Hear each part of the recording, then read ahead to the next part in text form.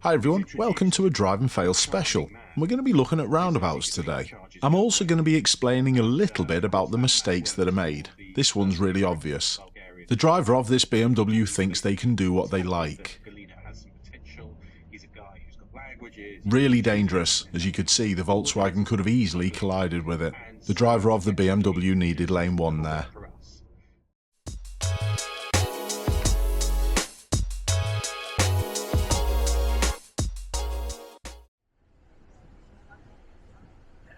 We'll get onto the mistakes shortly, but this for me is really interesting. A professional driver with a POV cam. We can see exactly where the driver's looking. They're approaching a roundabout and we're on a national speed limit road. Everything looks fine.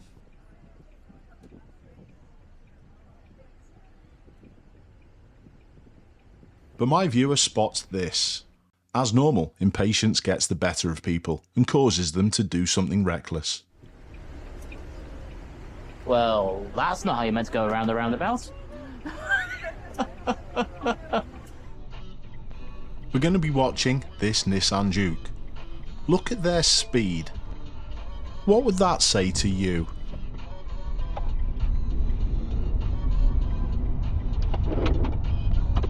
This is also a really strange shaped roundabout, but remember, never pass someone who's emerged onto the roundabout before you, because this could happen.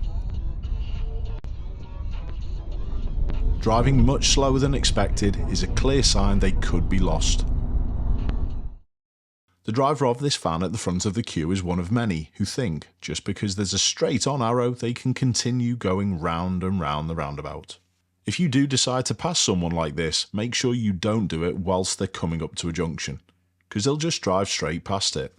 Like I've said on a previous video recently, road markings are a big factor in people driving like this. Highly dangerous. If there are traffic lights controlling the roundabout, you don't need to give way.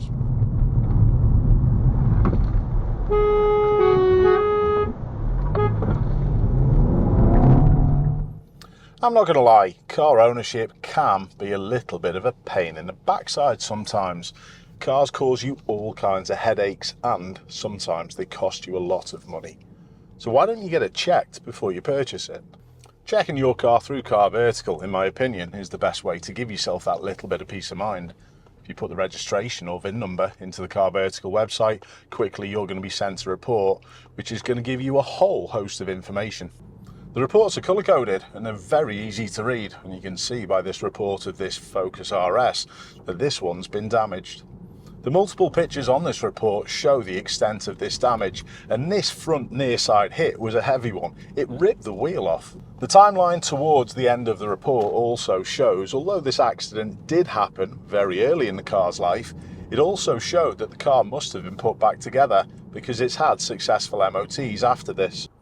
These Focus RSs are very sought after vehicles, and if you purchase one and you didn't know that it had been damaged to the extent that we've seen in this report, it could be that headache that I was talking about. Don't forget, a Car Vertical report takes literally no time and is very cost effective. If you use the code Ashley, it's also going to save you a further 20%. Thanks, Car Vertical. What would you think if you saw this sign? If you were taking a second exit that's off to the right, would you pick the right lane or would you pick the left? Well, there are no road markings and my viewer picks lane 2, and I think they're a little triggered by the vehicle that passes in lane 1. But this is totally fine. The second exit is a continuation of the road. If I was the driver of the silver car there though, I wouldn't have passed my viewer, because this misunderstanding is really common.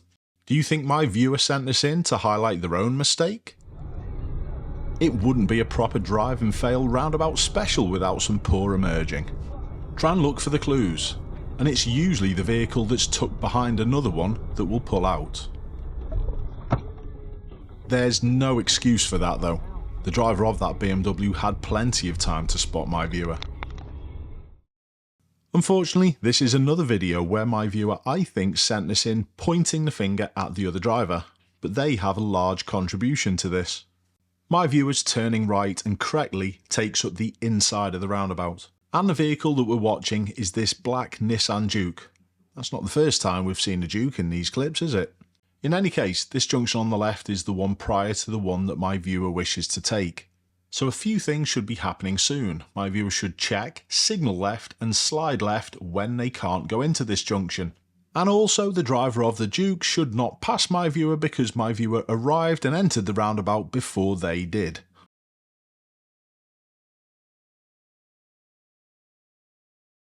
My viewer's position is just confusing people that they're continuing further round, and actually the driver of the Nissan Duke is taking a good line.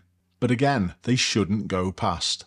It was a good idea that my viewer went into lane 2. Well, sort of, but they shouldn't have needed to, if they're doing things correctly.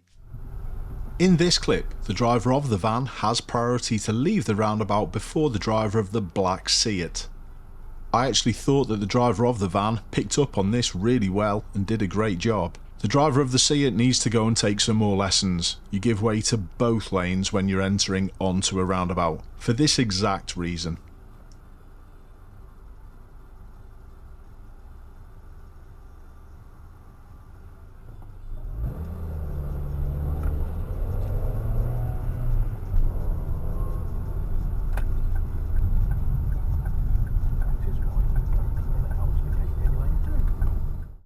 Although this is quite a big, complex, multi-lane roundabout, my same rule applies. People who have emerged onto the roundabout ahead of you have priority, and don't pass them. How people can think that moving left from lane 3 in this situation is acceptable is beyond me. Even though people ahead of you should be given priority, it doesn't give them an excuse to drive like an absolute twonk. Watch the Nissan driver in the middle lane here.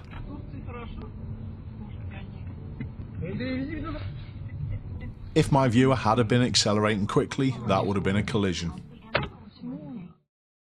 Although my viewer and the driver of the blue BMW emerge at a similar time, my viewer correctly gives them a little bit of room and allows them to stay in front. Remember, pocket of space. Now, watch the driver of the blue BMW. Although it's a little late, they actually do the same for the lorry driver because the lorry driver's in the incorrect lane. Pretty good job here. Would this have been different if the driver of the BMW had just gone, well, I'm in my lane, I've got priority?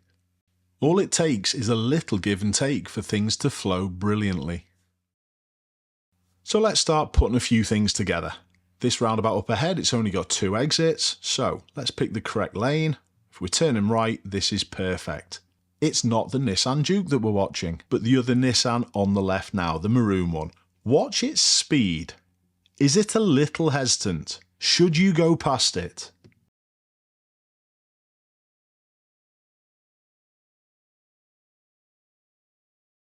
A nice job by my viewer there, sussed out the problem and made it a non-event. Finding a pocket of space on a motorbike is, in my opinion, a little easier, but it's also more important. But this isn't what this clip's all about. Now, what's the Mercedes Vito doing? Anyone who lane changes at this point for me might not know where they're going. Hold back of them. My viewer does a great job, but again, unfortunately, it's another Nissan driver who causes an issue. Well, potential one.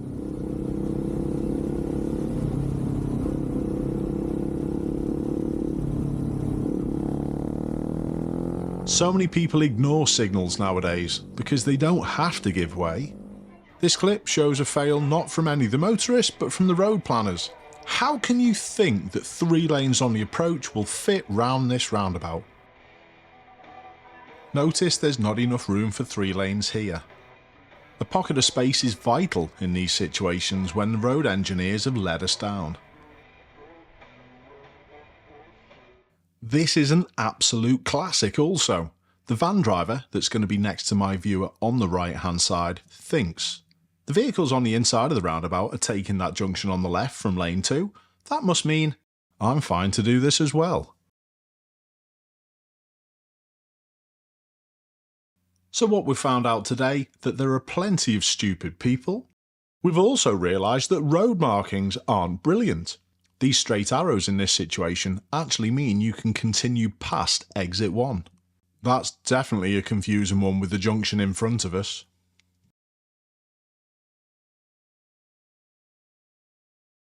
I bet that happens more than once or twice a day. And don't forget, we've not even touched on how poorly people do mini roundabouts. Keep safe everyone, thanks for tuning in, and I hope to see you next time.